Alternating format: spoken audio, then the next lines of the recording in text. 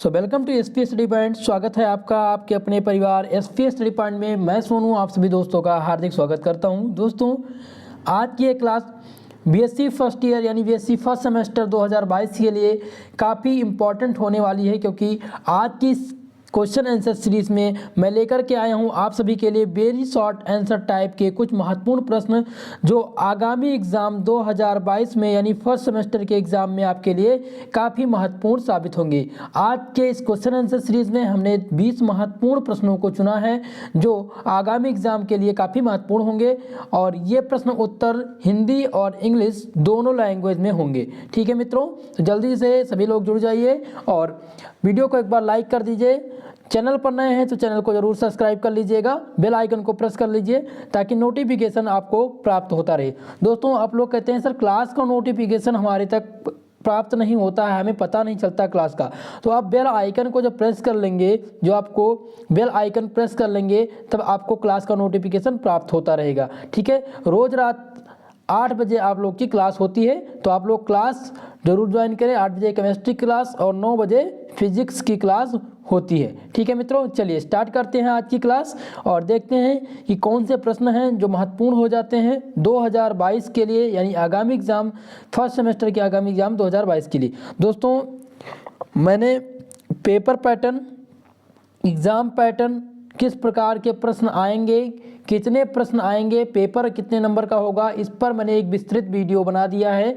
आप लोग description box में उसका लिंक मिल जाएगा, वहां से आप लोग देख लीजिएगा या प्लेलिस्ट में जा करके वो वीडियो देख सकते हैं। ठीक है, चलिए स्टार्ट करते हैं आज की क्लास और देखते हैं। देखिए आज हम डिस्कस करेंगे अतिलघुत्तरीय प्रश्न। अतिलघुत्तरीय प्रश्न जो होते हैं वो शॉर्ट आंसर टाइप यानी वेरी शॉर्ट आंसर टाइप कहे जाते हैं। खंड ए में आपके पूछा जाएगा, यानी कि खंड आ यानी सेक्शन ए में आपके ये सारे प्रश्न पूछे जाएंगे। ठीक है, प्रत्येक प्रश्न का उत्तर लगभग 50 शब्दों में इसको देना है और प्रत्येक क्वेश्चन आपको 10 नंबर प्रोवाइड करेगा आपके पेपर बंडल में। ठीक है, चलिए पहला प्रश्न पूछा गया है what is the centre of मास। ये बहुत महत्वपूर्ण प्रश्न है और इसके पूरे आने की संभावना आपके एग्जाम में है। ठीक है, तो पूछा गया द्रव्यमान केंद्र क्या होता है, आपको बताना है कि द्रव्यमान केंद्र क्या है, सेंटर ऑफ मास क्या है, व्हाट इज सेंटर ऑफ मास। तो आप क्या लिखेंगे, आंसर क्या देंगे, मैं आपको केवल समझाते हुए आंसर किस प्रकार से लिखना है समझाते हुए आगे बढ़ूंगा, और इस पर विस्तृत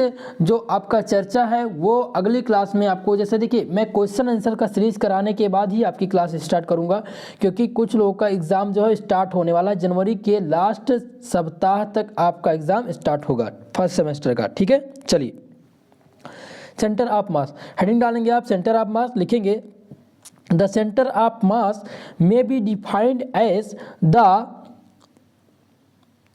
representative point which may describe the translatory motion of a body and acting point of entire mass of a body is conservative and this point is also called the center of mass। ठीक है, आगे देखेंगे। देखिए हिंदी में समझते हैं कि आखिर में इसका मतलब क्या होता है, हिंदी में सेंटर ऑफ मास क्या है। ठीक है, तो सेंटर ऑफ मास क्या होता है, जब एक स्थानांतरीय गति में, देखिए जब कोई स्थानांतरीय गति हो उसमें किसी पिंड का प्रत्येक कण के समान समय में, प्रत्येक कण, देखिए कोई कण हो, प्रत्येक कण हो और वो समान समय में स्थानांतरीय गति करता हो, तो स्थानांतरीय गति में पिंड जो है घूर्णन अथवा कंपन गति क्या करता है, उत्पन्न करता है। तो उस पिंड जो स्थानांतरीय गति को एक बिंदु से निरूपित करता है, वो जो पिंड है जो स्थानांतरीय गति को एक बिंदु से निरूपित करता है उसे पिंड का द्रव्यमान केंद्र कहते हैं। उसे क्या कहते हैं, पिंड का द्रव्यमान केंद्र कहते हैं या सेंटर ऑफ मास कहते हैं। ठीक है, तो इतनी बातें आप लोग को याद रखना है। इसका PDF आपको टेलीग्राम चैनल या व्हाट्सएप ग्रुप पर प्रोवाइड हो जाएगा। टेलीग्राम चैनल का लिंक आपको डिस्क्रिप्शन बॉक्स में मिल जाएगा या आप सर्च कर सकते हैं एसपी स्टडी चैनल फर्स्ट और वहां से आप ज्वाइन कर सकते हैं टेलीग्राम।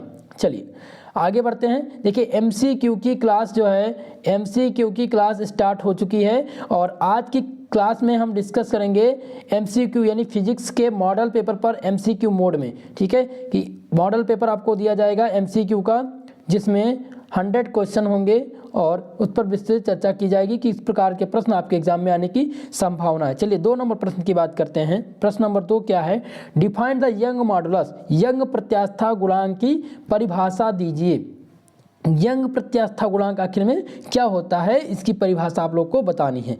ठीक है, तो यंग प्रत्यास्था गुणांक आप लिखेंगे कि it is defined as the ratio of, it is defined as the ratio of longitudinal stress to longitudinal strain in a body, यानी कि यदि किसी वस्तु में अनुदैर्ध्य प्रतिबल व अनुदैर्ध्य विकृति के अनुपात को परिभाषित किया जाता है तो उसे ही हम क्या कहते हैं, यंग मॉडुलस या यंग प्रत्यास्था गुणांक कहते हैं। अब y इक्वल टू क्या होता है, देखिए इसका जो फार्मूला होता है वो y equal to longitudinal stress upon longitudinal strain, यानी कि F upon A upon del L upon L, ये फाइनली निकल के आएगा इसका formula y equal to F L upon A del L.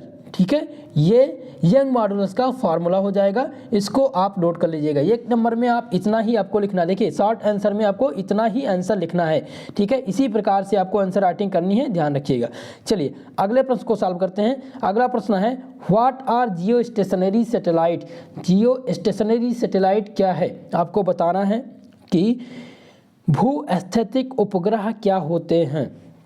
चलिए आंसर करेंगे, आप लोग आंसर डालेंगे, लिखेंगे satellite that remains stationary relative to the earth are called geo stationery satellite. ठीक है, period of revolution of the earth about its axis in 24 hours, they are also called communication satellite. देखिए ये कह रहा है कि वह उपग्रह जो पृथ्वी के सापेक्ष विरामावस्था में क्या करते हैं, विरामावस्था में रहते हैं, तो वो क्या कहलाते हैं, भूस्थैतिक उपग्रह कहलाते हैं। विरामावस्था में ऐसे सैटेलाइट, ऐसे उपग्रह जो पृथ्वी के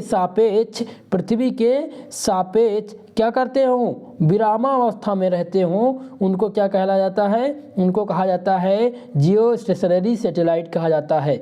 और period of revolution of the earth of its axis in 24 hours, मतलब कि भूस्थैतिक उपग्रह जो होते हैं वह अपने अक्ष के परिता पृथ्वी के परिक्रमण काल का 24 आवर्स होता है। जो इनका परिक्रमण काल होता है वो कितना आवर्स होता है, 24 घंटे होता है। किसका, जियो स्टेशनरी सैटेलाइट का जो परिक्रमण काल होता है वो कितना होता है, 24 घंटे का होता है। इन्हें संचार उपग्रह भी कहा जाता है। तो इतनी बातें हो गई जियो स्टेशनरी सैटेलाइट के बारे में। ठीक है मित्रों, चलिए ये सभी प्रश्न महत्वपूर्ण हैं 2022 के लिए, तो इन सभी प्रश्नों को आप लोग को तैयार करना है, इन सभी प्रश्नों को आपको रटना है। ठीक है, चलिए आगे चलते हैं, 4 नंबर प्रश्न देखते हैं। चौथा नंबर प्रश्न पूछा गया है व्हाट आर लिजाजस फिगर्स। लिजाजस आकृति क्या है, आप लोग को बताना है लिजाजस आकृति, लिसाजस आकृति क्या होती है आपको बताना है। ठीक है, चलिए आंसर आप लोग क्या लिखेंगे, लिखेंगे कि when A particle is acted upon simultaneously by the simple harmonic motion at right angle to each other, the resultant path traced out by the particle is a curve. These curves are called Lizasus figures. देखिए when a particle is act upon simultaneously by simple harmonic motion, यानी कि जब किसी कण पर एक दूसरे के लंबवत simultaneously मतलब लंबवत 2 सरल आवर्त गतियां, 2 simple harmonic motions right angles, यानी कि सरल आवर्त गतियां एक साथ क्या कर रही हो, कार्यरत हूं, तो कण द्वारा अनुरेखित परिणामी पथ पर एक वक्र होता है, यानी कि कर्व। देखिए क्या होता है, कर्व होता है, यानी कि जब एक कण की अनुरेखित परिणामी पथ का एक वक्र होता है तो इन्हीं वक्रों को these curve are called Lissajous figures. इन्हीं वक्रों को क्या कहा जाता है? लिसाजस आकृति कहा जाता है। इतनी बात समझ में आ गई आपके। चलिए अगले प्रश्न की बात करते हैं। बस इतना ही आपको शॉर्ट आंसर में लिखना है, इससे ज़्यादा आपको नहीं लिखना है। देखिए ये सटीक आंसर है, इतना ही आपको आंसर राइटिंग करनी है। चलिए आगे बढ़ते हैं, 5 नंबर प्रश्न देखते हैं। 5 नंबर प्रश्न बहुत ही महत्वपूर्ण प्रश्न है और ये आपके एग्जाम में आना 100% तय है। 5 नंबर प्रश्न पूछा गया है, what is meant by the quality factor.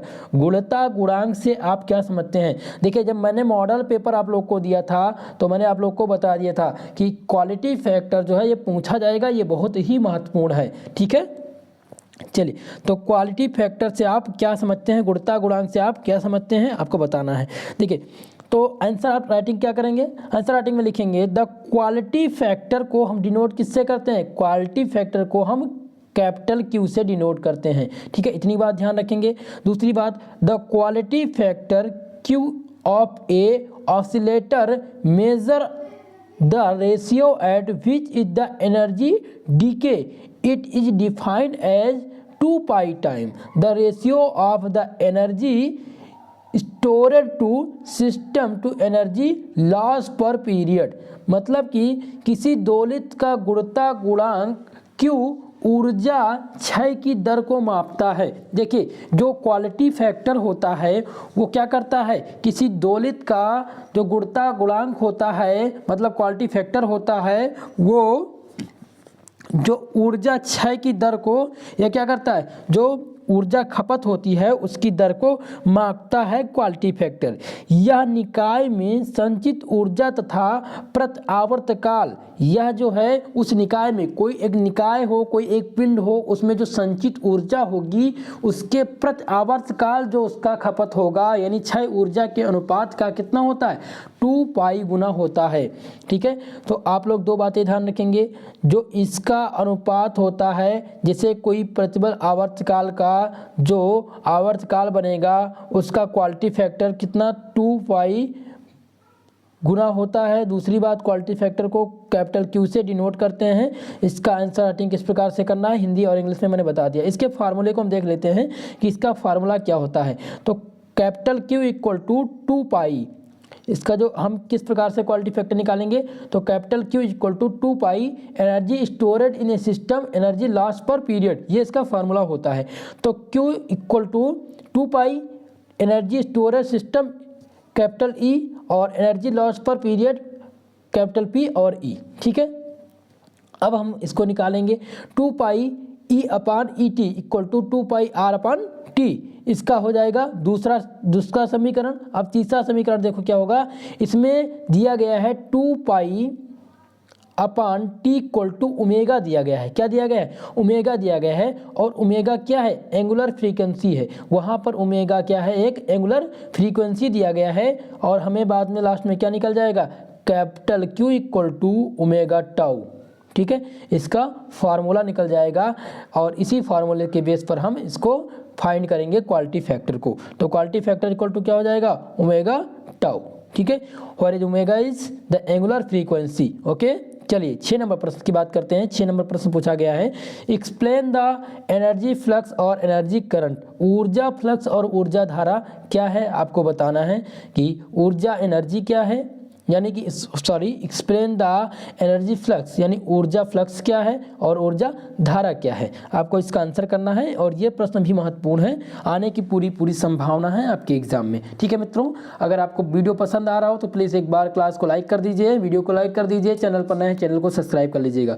दोस्तों कमेंट बॉक्स में अपनी राय जरूर दीजिए इस क्लास के बारे में, क्या आपको क्लास वाकई में अच्छी लगी, और अगर लगी हो तो प्लीज़ एक बार लाइक कर दीजिएगा और कमेंट बॉक्स में अपनी राय जरूर देगिए, अपना फीडबैक जरूर देना। चलिए सभी मित्रों ध्यान से देखिए, 6 नंबर प्रश्न को सॉल्व करेंगे हम लोग। 6 नंबर प्रश्न है, एक्सप्लेन द एनर्जी फ्लक्स और एनर्जी करंट। आंसर राइटिंग किस प्रकार से करेंगे, आंसर लिखेंगे आप। देखिए आंसर राइटिंग में आप हेडिंग जरूर डालेंगे। आंसर देखिए, आपको क्वेश्चन उतारना नहीं रहता है, आपको आंसर ही लिखना रहता है। तो आप लिखेंगे आंसर नंबर 6, उसके बाद में आप हेडिंग डालेंगे एनर्जी फ्लक्स, और उसके बाद में एनर्जी फ्लक्स पहले क्या है उसको लिखाएंगे, उसके बाद में दूसरी लाइन में फिर जब आप एनर्जी फ्लक्स को डिफाइन कर लें फिर आप लिखेंगे एनर्जी करंट। ठीक है, इतनी बातें ध्यान रखेंगे। चलिए अब आंसर राइटिंग किस प्रकार से करना लिखिए। देखिए the ratio of transmission of energy, the ratio of transmission of energy across the unit area of the wave, across the unit area of the wave front is called the energy flux, front is called the energy flux और energy current। ठीक है, यानी कि किसी तार ग्राग के एकांक क्षेत्रफल से प्रेरित, किसी तार ग्राग के एकांक क्षेत्रफल से प्रेरित ऊर्जा की दर को ऊर्जा फ्लक्स या ऊर्जा धारा कहते हैं। एक बार फिर से ध्यान दीजिए, अगर आपसे पूछा जाए कि ऊर्जा फ्लक्स या ऊर्जा धारा क्या होती है, इसका दोनों का मतलब एक ही होता है। ठीक है, तो आप क्या लिखेंगे, the ratio of transmission of energy across the unit area of the wave front is called the energy flux और एनर्जी करंट। ठीक है, हिंदी में आप क्या बताएंगे, किसी तार ग्राग के एकांक क्षेत्रफल के प्रेषित ऊर्जा की दर को हम ऊर्जा फ्लक्स या ऊर्जा धारा कहते हैं, क्योंकि तरंग प्रति सेकंड दूरी भी तय करती है। जो तरंग होती हैं वो प्रति सेकंड दूरी स्मॉल भी तय करती है, इसलिए इसे ऊर्जा धारा कहते हैं, इसलिए इसे एनर्जी करंट कहते हैं। ठीक है, चलिए अब इसका फार्मूला किस प्रकार से निकालेंगे इसको हम ध्यान दे लेते हैं। देखिए एनर्जी करंट बराबर क्या होता है, एनर्जी करंट इक्वल टू क्या होता है, तो एनर्जी करंट इक्वल टू होता है एनर्जी डेंसिटी, क्या होता है, एनर्जी डेंसिटी गुणे वेव लेंथ, वेव वेलोसिटी क्या होती है, energy density equal to wave velocity. और एनर्जी करंट जो होता है अगर हम दोनों को फाइंड करेंगे तो क्या निकलेगा, 2 पाई स्क्वायर Vn स्क्वायर ए स्क्वायर इंटू बी। ठीक है, तो ये फार्मूला जाके फाइंड होगा और इसी पर हम एनर्जी करंट या एनर्जी धारा को हम निकालेंगे। ठीक है, इसी प्रकार से हम फाइंड करेंगे। चलिए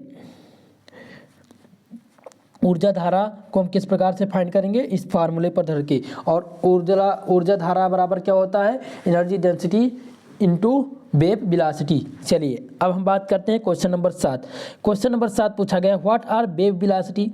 देखिए वेव वेलोसिटी क्या है, तरंग वेव क्या है, बहुत ही महत्वपूर्ण प्रश्न है 7 नंबर, और ये इस बार 2022 में सेमेस्टर फर्स्ट के एग्जाम में आपसे पूछा जाने वाला है, तो ये प्रश्न आप जरूर तैयार कर लीजिएगा। ठीक है मित्रों, चलिए पूछा गया है वेव वेलोसिटी, हेडिंग डाल देंगे आप वेव वेलोसिटी और लिखेंगे when A monochromatic wave travel through a medium its velocity of A advancement in the medium is called wave velocity. यानी कि जब एक मोनोक्रोमेटिक सोर्स, यानी कि जब एक वर्णीय मोनोक्रोमेटिक तरंग किसी माध्यम में क्या होती हैं, चलती हैं, तो इस माध्यम में आगे बढ़ने का जो वेव होता है उसे हम तरंग वेव कहते हैं, उसे हम वेव वेलोसिटी कहते हैं। इतनी बात आपको शॉर्ट आंसर में लिखना है। तो वेव वेलोसिटी आपको यहीं पर लर्न हो गया होगा।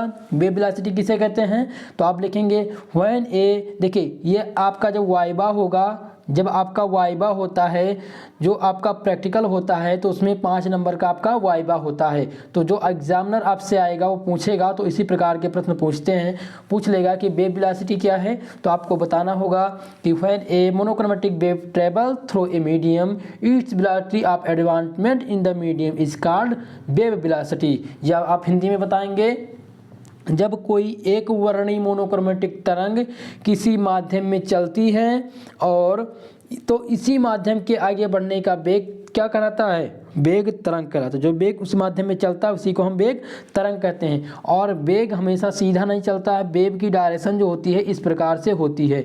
ठीक है, जिग जैग मोशन, इतनी बात ध्यान रखेंगे। चलिए इसका आंसर राइटिंग हो गया। 8 नंबर प्रश्न की बात करते हैं, क्वेश्चन नंबर 8। क्वेश्चन नंबर 8 में पूछा गया explain the various product of vector vector का वैज गुणनफल समझाइए। देखिए ये आपके मैथमेटिकल फिजिक्स का प्रश्न है और इस बार एग्जाम में पूछे जाने की संभावना है, तो इस प्रश्न को आप लोग तैयार कर लीजिएगा। 8 नंबर प्रश्न, इसका आंसर आप लोग करके लाएंगे। चलिए ये आपका होमवर्क है। 9 नंबर प्रश्न आपको ध्यान देंगे, पूछा गया हुक्स लॉ, हुक का नियम क्या है, हुक्स लॉ आपको बताना है। तो हुक्स लॉ इंपॉर्टेंट हो जाता है क्योंकि ये 1 नंबर यानी कि शॉर्ट आंसर में पूछा जाने की संभावना बनी रहती है, तो ये प्रश्न आपसे जरूर पूछा जाएगा। 9 नंबर प्रश्न, हुक्स लॉ को भी आप तैयार कर लीजिए। हुक का नियम क्या है, तो हुक लॉ क्या है, this is the basis law of elasticity.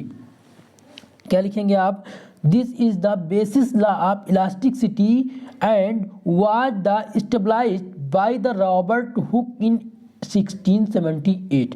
मतलब ये जो है ये बेसिस लॉ है किसका, इलास्टिसिटी का, और इसको जो है रॉबर्ट हुक ने स्टेबलाइज किया था 1678 में। ठीक है, इसके बाद में क्या लिखेंगे, प्रोवाइडेड